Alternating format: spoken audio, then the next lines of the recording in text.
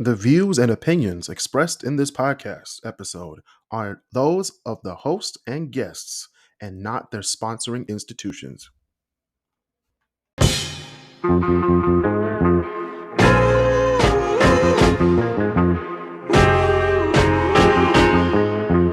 Welcome back, y'all, to the Crisscross Corner podcast. I'm your host, Chris Canty, and we got the great debaters in here. We got Marcel Smith. We got Basil Lowe. And we're going to have more great debaters coming in because they're on CP time. So how's everybody doing today? Nah. Man, I feel sore. What's wrong? Why are you sore, Basil? I think it's time for a new mattress. How long have you had that mattress? A new mattress? I know it was Not a after new the BMI. first abusive acts, after the first icky, but I can't remember how long after the first icky. After the first icky. What do you mean by And the icky? second icky definitely did a number on it. Oh, You made a pothole in your bed, didn't you? is it like did to like this? It was a team effort. Oh, okay. You the team. All right. Okay. All right. So how's everybody doing today? Besides Basil having two ickies in his room and messing up his bed. I saw my stuff on Gage Cannabis, which is a major dispensary in Michigan. Okay. And can you tell everybody what you do, Marcel? Oh, I work for Concord Media. It's a cannabis marketing agency, Okay. the largest agency in Michigan. Their words, not mine. Okay. That's cool. I think I saw one of your billboards on the corner of Woodward and 8 Mile. The big They got a lot of dispensaries on 8 Mile, like really down east. Why am I not surprised? But yeah, welcome back to the podcast. Shout out to the Facebook group members, all 787 of you guys. If you want to suggest topics, join the group to engage the community. Free every week. We have top 10 lists. Well, this week there's a top 25 list, which I will put on the Facebook group later in the day. You guys get to argue or agree with me on that. This week our top 25 list is top 25 songs turning 50 All in day. 2023. I looked at this list, just Googling just 1973 hits, and some of these where it's like, wow, these are 50 years old? Yeah, from 1973. But we'll get there later. Our first segment of the show is What You Do in Detroit. And we're going to talk about some things around Metro Detroit, some hot topics, and some things that happened around the world this week. So, first thing that happened, there was a man on probation. And he stole a porch. I knew it. No, he didn't steal a Porsche this week. There was a man on probation, so he decided to go to Taco Bell and demand a free drink at Taco Bell. And he got arrested.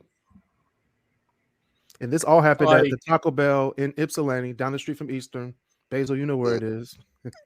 Well, hold on. Man, not So when you say water? a free drink, was it like just like a water, or was he trying to go like full out where it's like, I want that Baja Blast. Like I want an extra Baja Blast. Give me it. He put the gun up. Oh, see, yeah, you didn't tell me he was trying to do the Detroit bartering system. Bartering system. The Detroit bartering system. What is this? Never heard of this before. Give me this or a bullet. Did you know everything works on a bartering system if you have a piece. But there's no barter. It's this for that for this. Oh, I didn't say it was a good system. That's what bartering is. So what are they getting? Oh no, bartering is just you give me this and then I give you this. Wait, how down bad you got to be for a Baja to rob a Taco Bell for a Baja Blast? Hey, Was it man, at least economy, like the frozen one, like the slushy one? No, I don't know what it was. It was they said it was a drink. So, and he had to pay for it. So it definitely wasn't water. And it definitely wasn't. I mean, it definitely was probably a drink that he had to like pay some money for. So probably either like one of those like slushies, like Basil said, or an extra Baja Blast. I was like, because if Arrested over he a if he did documentary. all that for just a small regular Baja, you're stupid. Then he went back to jail. Like, what's going on? Mm-mm-mm. Speaking of people who should be in jail, the people who make these edibles that look just like the regular thing, like Skittles and Jolly Ranchers and Hershey bars, but they actually say on the label it says like edible or cannabis or something like that. So a Warren Middle School students become sick and high after eating edibles that look like the regular snacks. We just had something like that down here in Toledo. An elementary kid got expelled for giving out edibles. I wonder why they keep coming back to me for Skittles. Like, because they're edibles, they're not real Skittles. Oh no, this kid actually meant to. Now, granted, like in Toledo public schools, some of the elementaries can go from K to 8th grade, and this was a 7th grader just giving out edibles. Giving out Jolly Rancher gummies. That's our edibles. That's just crazy. I think they were more along the lines of the chocolate kind. Oh, the brownies and stuff like that. And the actual like how you're saying, like the Hershey's, like the actual chocolates. Yeah. It's ridiculous, man. Well, let's hope the kids are okay, and let's hope the cashier at the Taco Bell is all right after being told to give him a free drink. The RTA, Regional Transport Association, could launch a shuttle from DTW to downtown Detroit in late 2023. I don't know if they're gonna launch it or like break ground on it, because it takes a long time to make a shuttle from DTW to downtown Detroit. We know how long it was for the Q line. True. I was gonna say, I'm like, how, and I'm assuming just a shuttle, like just a regular bus. I mean, they have that. They have the Smart has a bus that goes from DTW to downtown Detroit. They hardly come out there though. No, they go back and forth. Mark knows. Every time I have gone and landed from Detroit, I have yet to see one of those effing buses. Yeah, because you don't care about the buses. If you don't take the bus, you don't care. Usually I go, I usually get an Uber or I drive myself. It's a big thing. It's kind of hard to. And you're waiting. No. There's an actual spot where the Smart Bus goes where you have to walk to get to it. I forgot where it is. It's not like it's not where those other like hotel shuttle buses go to. It's like another destination where there's actually like a Smart stop. Did they at least? I don't think I've ever seen any markings for it on the directory. It's probably not on the directory. Only if you know. Only if you know. Like if you're taking the Smart Bus, they'll actually. I didn't realize this had to be like some secret passage in a Legend of Zelda game. All of a sudden, you know, bling.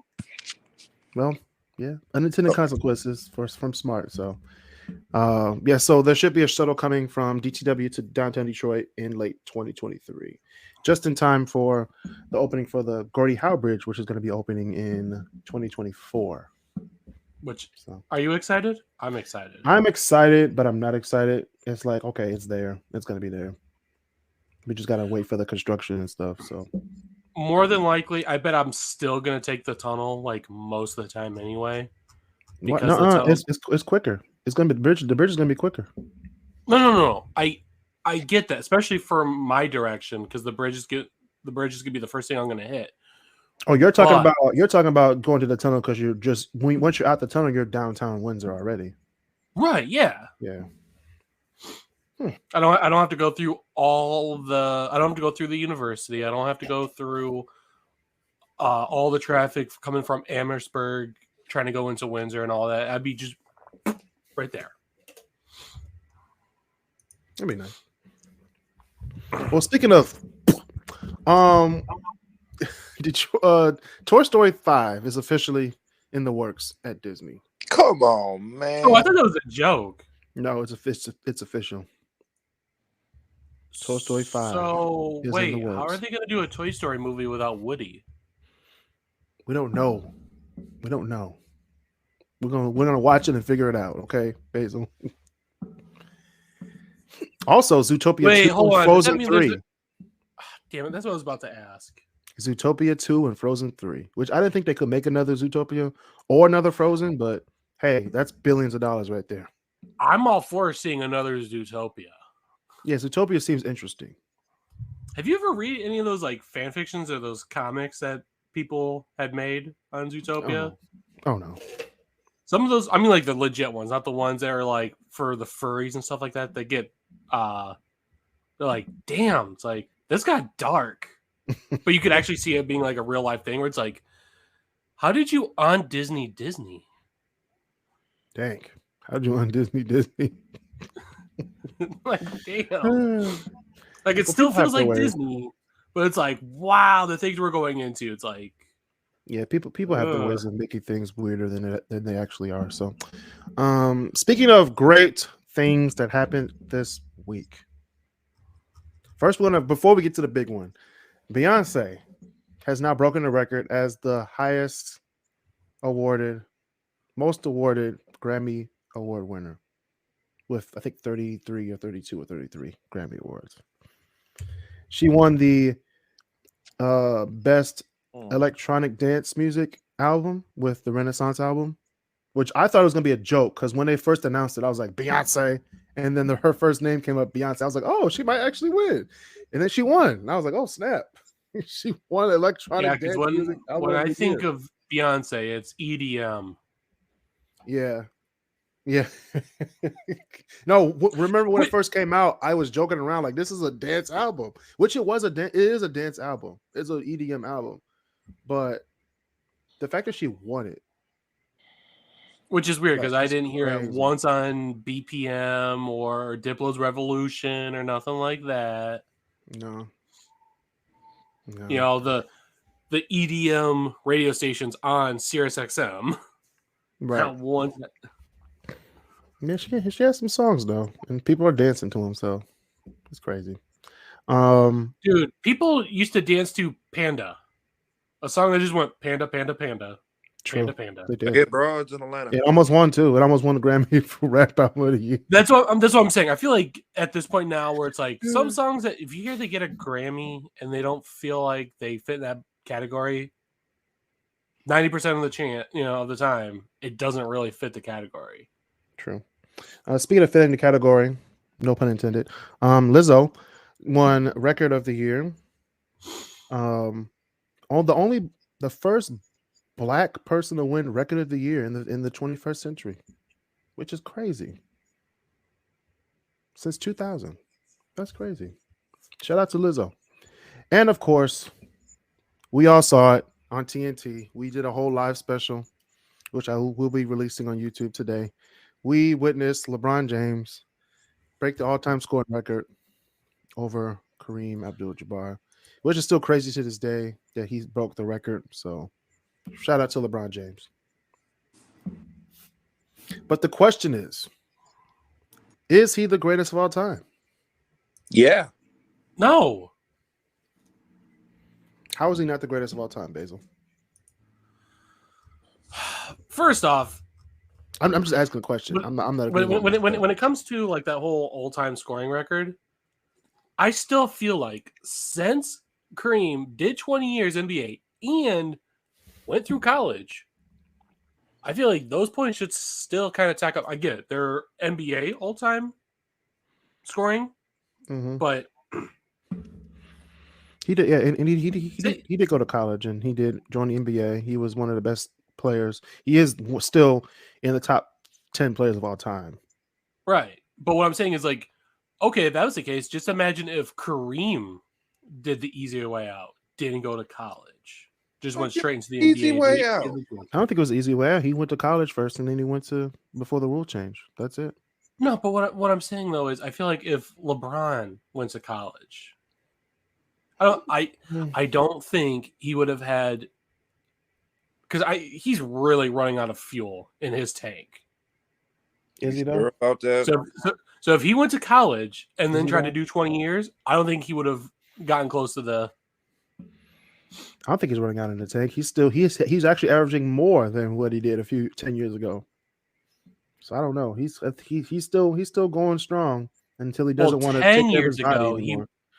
10 years ago, he was still with the Heat, so he got to, spread the points around. True. But back when he was alone by himself, like pre-2010, I mean, yeah, he was still racking up points, but it wasn't as much as he is now because he still has his own team now.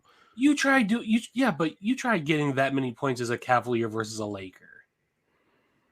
True. You're right. The man left the man left Cleveland twice. That should tell you something about playing for the Cavs.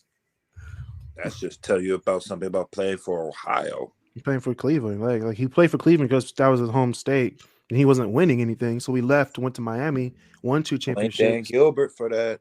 And then after that, he went to Los Angeles after his contract expired, and he didn't have any help. So, plus he has a lot of investment in Los Angeles, so that's why he left Cleveland and went to Los Angeles. Right, but that's what I'm saying though is you can't really compare from like his time when he was in Cleveland, where he was carrying the team on his back. He's carrying the team on his back in Los Angeles. What you mean? He did it for the first year. He's doing it the second and third. He's doing it right now. He's doing it literally right now. He's trying to win all. Maybe if they quit getting all these old like pros and stuff like that, where they're breaking hips and stuff. Hey man. Now he has the team he needs because they after the trade deadline, he'll have the players he needs because he got rid of Westbrook, sent him to Utah. I don't think he's going to play in Utah, but I'm just saying. Actually, honestly, of all the other things I'd rather talk about all these trades that had gone within the like Kyrie to Dallas, which is what both teams needed. Nets needs to get rid of Kyrie, and Dallas needed Kyrie. And then Kevin Durant also leaving at the same time. That was a big one for me. Kevin Durant could have stayed in Brooklyn till the end of the season. However, Kevin Durant saw Kyrie leave. I'm like, I'm gonna do that too. Kevin Durant with Chris Paul, Devin Booker, Ayton. That's just not fair. That's not fair. It's like Kevin Durant has always been on a super team. Like he's been OKC, Golden State, Brooklyn Nets. Now he's on Phoenix. That's 4 super teams. You can't call the Brooklyn Nets a super team because you have to a super team with James Harden, and Kyrie Irving. See, the problem with the Nets was it looked great on paper. Yeah, it didn't work because of the post-COVID stuff that happened. Kyrie didn't want to play. Ben Simmons was like, "Oh, my mental health," and then KD was like, "Oh, I want my own team," but you're not gonna get your own team because you attract other great players. So it was a lot of egos going around, and it wouldn't help. And then you had Steve Nash as the coach. Didn't really coach the team. Just stood there and watched it. Well, when you have Steve Nash is basically me coaching an NBA team. Like, go out there and do what you want to do. No, Steve Nash can actually coach. It's just I feel like when he saw like all of, like that level of egos, he's like, you know what? I'm gonna try. Exactly. So it's like if I try to coach, it's gonna be just like the exact same thing. So why even bother? But I do know Steve Nash can coach. We'll see. Come coach the Pistons. Come coach the Pistons. That's what I want. Ooh, man.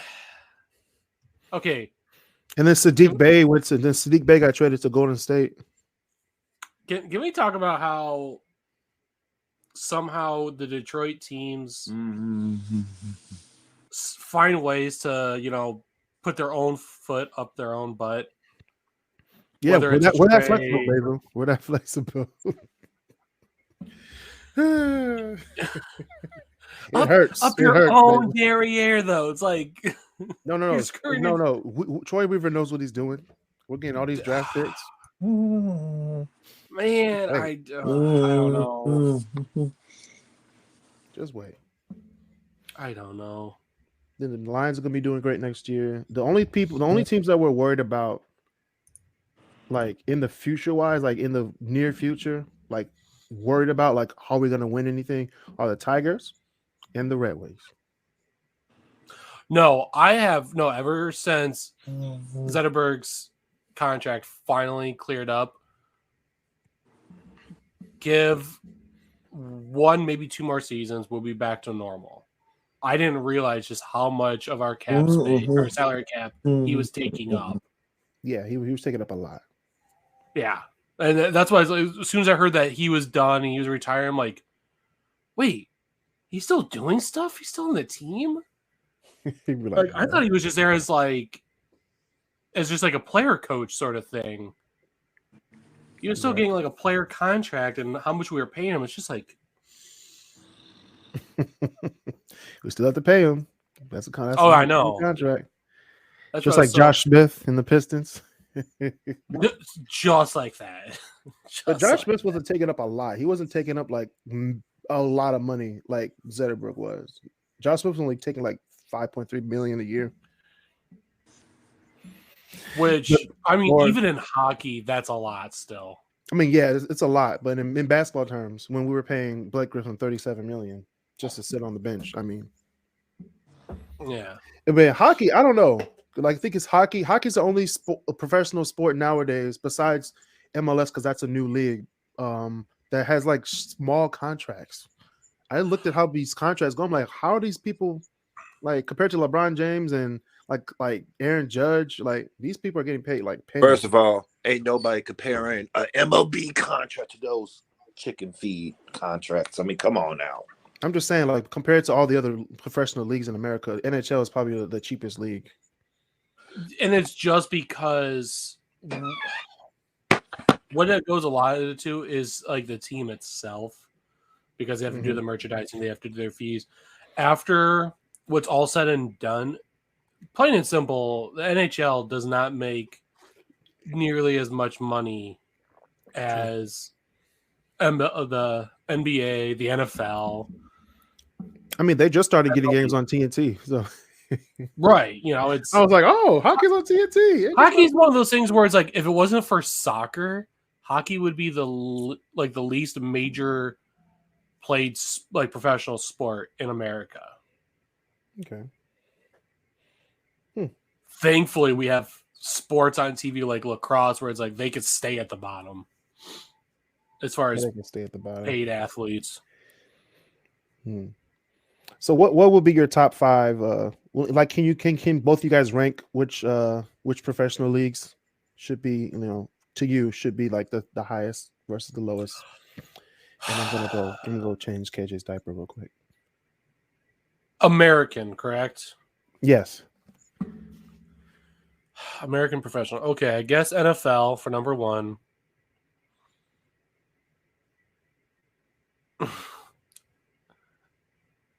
I'm gonna get flack for this, but MLS for 2, NBA for 3, NHL for 4, and MLB for 5. Baseball, really, there's no reason why baseball should be making that much money, even with no salary cap. It's a stick and a ball. That's all it is. Either you hit it or you don't.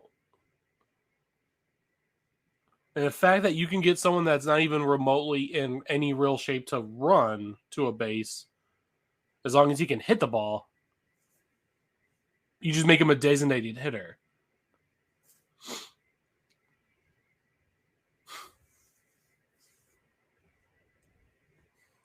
It almost seems like for the level of athleticism, you might as well just be playing for the PBA or the Pro Bowling Association. Pro Bowling Association. LOL. But I think soccer. Yeah, soccer's still at the bottom. Which blows my mind, because that's probably the most athletic sport. Debatable. I mean, it's still growing. It's still growing, and I see the potential. It's not as big as it used to be in the U.S. like 100 years ago. Yeah, 100 years ago, Basil. Come on now. But just it blows people's mind. Like, imagine where instead of everyone trying to go to Europe and all that, all the Europeans were trying to come here. True. Well, they do come here in the twilight of their career, but No. But it used to be like, forget Real Madrid, forget Liverpool, forget Paris Saint-Germain. It was, I want to play for, I can't think of any of the soccer teams that are even still around. I want to play for New York. the Wiz. I'm playing. but yeah, thank you for reminding me of those teams because Champions League is up again. So the first games are on Valentine's Day. So if you have Paramount Plus or CBS, the games will be on in the afternoon because the games are in Europe. So You finna neglect your girl for a soccer game, aren't you? no, the games are in the afternoon, Marcel. And we're celebrating the weekend after because this week's the Super Bowl. And ain't nothing happening this week. Hey, are we having a party again this year? We're not having a party again this year because I didn't advertise it. And I have no party food. So just chilling with my daughter. So what you're saying is we could still come on over. No. I have a long What if I week bring this week. food? I have a long week this week. Nobody's coming over. Not this year, at least.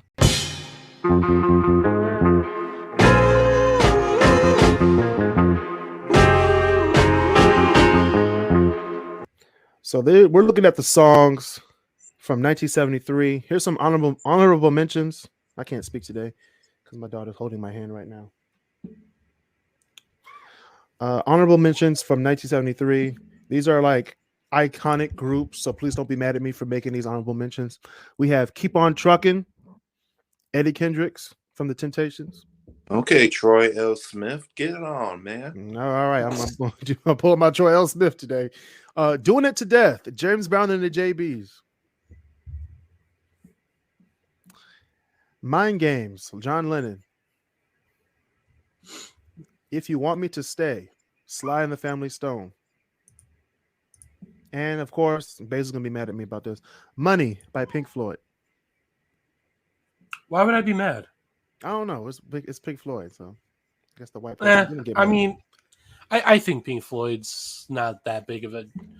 Honestly, they get like one, maybe two big hit songs, and the next thing you know, people are like, "Oh, like I gotta get a Dark Side of the Moon album." It's like, dude, shut up. Yeah, most people don't even know the songs on the album. They just want the album cover because it looks cool.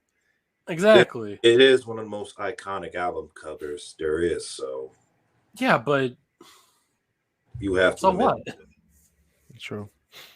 Yeah, that's why I say, like, so what? Like, what's going on? Like, I mean, no, it's just the overall design. Like, see, that's just like how the album cover's like. If you would have just said, like, took off Pink Floyd name and you just had that could have just been a poster for whatever. True. It's like, oh, that just looks cool of a prism. It's like, okay, yeah, sure. All right, prisms. They actually have a Pink Floyd. Yes, they have a Pink Floyd exhibit at the Rock and Roll Hall of Fame. So just go look at that. Actually, it's more of a Roger Waters exhibit. Yeah, it's more of just one guy in the band. Yeah. So, but yeah, my top 25 songs turning 50 in 2023, aka 1973. We're gonna talk about number 25, "Hooked on a Feeling" by Blue Suede. Ooh, wait, that's 50 years old? Yes, it is. Oh my gosh, that's not even the list that I'm even seeing. Holy crap! Hooked on a Feeling. You know what's the best version of that song? I still say. Yes, I know that song before Guardians of the Galaxy. You know what's the best cover of that song? Music video and all? What? The David Hasselhoff version. Oh, hell no. No, he's actually not bad at singing, but you have to watch that music video, and the whole time you're just like, what the hell's going on here? Hooked on a Feeling. All right, number 24, "Show and Tell," Al Wilson. This is 24? Yes. I first heard this song on was it Malcolm in the Middle? When Al was singing the lowest. Number 23. I'm expecting some good ones here. Number 23, Jet, Paul McCartney and Wings. That's one of my favorite songs by him. Yeah, but Show and outside of the Beatles. Outside of the Beatles. Number 22, Jolene, Dolly Parton. Okay, This is my moment where I'm calling you Troy L. Smith. What do you mean? It should be higher, or should it be not on the list? Not on the, if you're gonna put it on the list, it should have been an honorable mention. No, these are my favorite songs, Basil. These are my favorite songs. You probably also listen to 9 to 5 too, don't you? No, that's not me. Number 21, China Grove, the Doobie Brothers. That should have been higher. Oh, there's better songs, Basil. There's better songs. It's in the list, but it's not higher. That's what you said before. That's what you said after Show and Tell, and then you said Jolene. There's better songs. Wait. Jolene is better than Show and Tell. Yeah. Show and Tell, just a game. What I want to say. I love you. That's that like quintessential Saturday afternoon drive song right there. All right. 20, Feeling Stronger Every Day, Chicago. Oh yeah. There's better Chicago songs, but you are stuck with 73. Yeah. 19, When Will I See You Again? The 3 Degrees.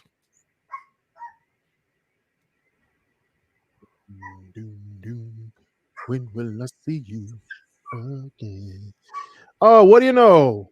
We're dropping in on the best part of the show. We got Walter Quitens. Look, I'm at Hey, work, Walt, just to get you up to speed, he said Jolene is better than Show and Tell. I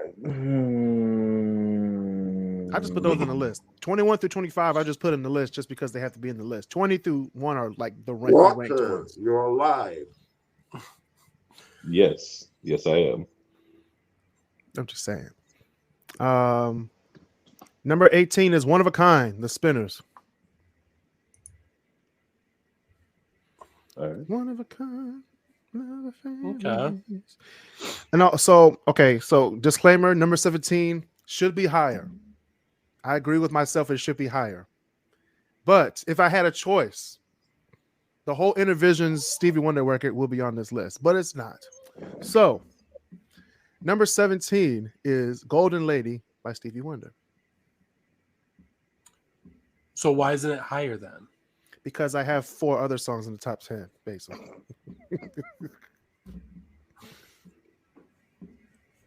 There's nothing wrong with that. Nothing wrong with it. Number 16, For the Love of Money, the OJs. Money.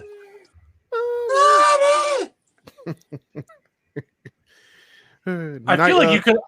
Yeah. Wait. Is there another OJ song in this list? Sadly, no. Okay, I can tell you right off the bat which should have actually been in that spot. Backstabbers? No. Love Train.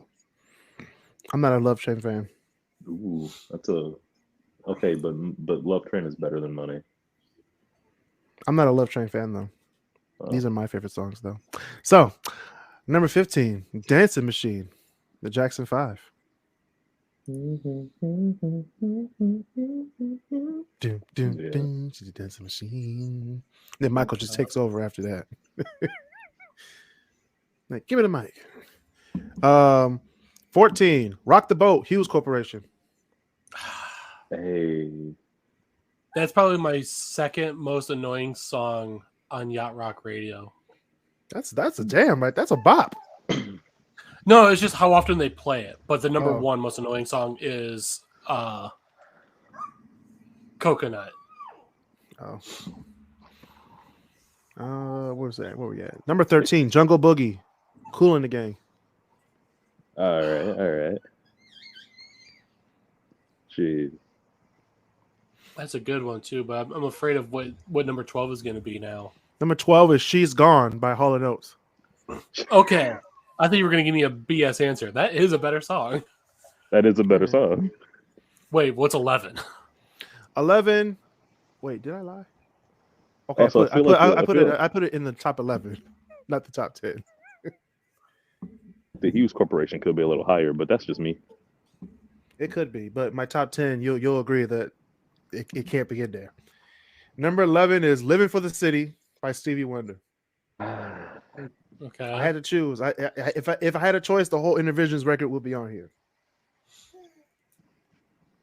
You could have So, though. I could have. This But is then, your list. but then that'd be way too biased. Even for my list. Number 10 of my top 25 songs turning 50. Simple Man, Leonard Skinner. Very No. good It's song. pronounced Leonard Skinnerd. Leonard Skinner. Jeez, that Skinnerd's an interesting band, man. Very interesting. I don't know about Simple Man though. Simple Man is my favorite Leonard Skinner song. Interesting. The rest of their stuff is just too generic. Like Sweet Home Alabama, Freebird. They're just annoying songs. Okay, first off, Freebird is. I mean, you're not wrong, but I still like Freebird. All right, leave me alone. Nah. When you say generic, it's like you have It's to like remember generic. that there It's was nothing generic. before that. Yeah, It's generic now because everyone else has tried copying it. Yeah, it was generic back in '73. Some solos should not be messed with. Yeah, hold on. All right. Number 9, The Love I Lost. Harold Melvin and the Blue Notes. Okay. All right. Number 8, Summer Breeze, the Isley Brothers. Makes me feel fine. That's a good one. A really good one. All right. Okay. Top 10's all right so far. Oh yeah, there's more fire coming because number 7, The Payback, James Brown. Revenge. See, I would have switched it. I'm mad. Oh man. Hey. Payback then Summer Breeze. Number No. 6, Midnight Train to Georgia, Gladys Knight and the Ooh. Pips. I was actually just thinking, I'm like, I hope he has a Gladys Knight song in here. That song is a certified classic. It's a certified banger. It is honestly one of my favorite songs overall. Good God, that is a good song. Turns out that's Detroit's favorite song too of Gladys Knight. Right. Yeah. Me and Basil went. Yeah, me and Basil went to the concert. Everybody, she was singing like "Love Overboard," and then everybody was Yeah. like, "Yeah, see, where's my midnight train, Jordan Gladys?" I said, "God It's like, damn, dude, she's only 2 songs in. Damn. Everybody knows that's an encore song, right? Like I it's know one of she's those- opening. I know she's opening, but god dang, like, let her sing her hits." Jesus. All right, number 5, Don't You Worry About a Thing, Stevie Wonder. Don't you worry about. Yeah, that's a very That's a interesting good- intro to a song. Mm-hmm. I can't help but notice is that like homemade jam or what? Marcel, what is that? It's salt. We're having steaks today. I'm on my way. You having I'm what? just I'm just so used to anytime I see a mason jar that there's alcohol involved. Wait, no. This What's, sounds like- what's in it? It's kosher Ooh. salt. So you're having steaks. Are you sous videing the steaks or no? Am I what now? Sous videing your steaks, like a sous vide. I don't Like, talk that, all right. but I get you. I get where you're coming from. Yeah. All right, number 4, Killing Me Softly with his song, Roberta Flack. That is a good one. Won a Grammy. I prefer the 90s version though. You like the Fugees, Killing Me Fugees, Softly? oh yeah. I like both. If you had to pick which I'd one go though, either way. of the two. If I was to choose which one for like the rest of my life, I would choose the Fugees one because that's the one I grew up with. Yeah. Let's. Fuji's definitely going on my list. Yeah, shout out to Lauryn Hill. All right. Just something about Lauren's voice is just Yeah. nah. Number 3, Higher Ground, Stevie Wonder. All right. That's That's a a good. good one. that's fire. You did the right thing. I had to. Yeah. So number 1 and 2 are like the quintessential songs from 1973. Everybody could probably agree with me. Number 2, Come and Get Your Love by Redbone. That's a All good right. one. That's Okay. All right. And my number 1 song turning 50 in 2023 from 1973. That Lady, Part 1 and Part 2 by the Isley Brothers. All right. All right. Okay. That's quintessential. You need that song if you need 19. There is no 1973 without the Isley Brothers. One thing I will say is I feel like this list could have used at least one more Doobie Brothers song. Which one? Blackwater? That or... Which ones came out in 73? There's a lot of Doobie Brothers songs that came out in 1973, though. There's a lot of Doobie Brothers albums that came out in the early 70s. Holy crap. Same thing with Hall & Oates. True. Let's see. Oh, actually, no. Blackwater came out on the 74 album. Interesting. Good done Long Train Running. Long Train Running is a good song. Actually, I would have put that song instead of China Grove. Because it's a better, the vocals are better. It is indeed a better song. But China Grove is a banger song. No, I like Long Train Running. I'm switching Long Train Running with China Grove. So that's 21. I said you need at least one more, and that's a substitute. Damn. No, I'm switching it. I'm putting it in right now. Long Train Running. So if you want to watch the episodes, they're on YouTube. Just type in Crisscross Corner. They're also on Twitch and Twitter. So go to the Twitter page. All of our episodes that we stream live will be on the Twitter page. And if you have any questions about the top 10 or the top 25 list that we did today, go to and join the Crisscross Facebook group. That's where we will have the bonus episodes that will not be on YouTube. All the bonus episodes will be on Facebook.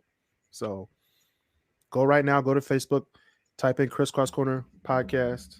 It'll be a Facebook group. Click on that, join the conversation. So thank you, Marcel, Bezo, Walter Whitens for being on the show. I'm your host, Chris Canty. Stay safe, social distance, and be nice to each other.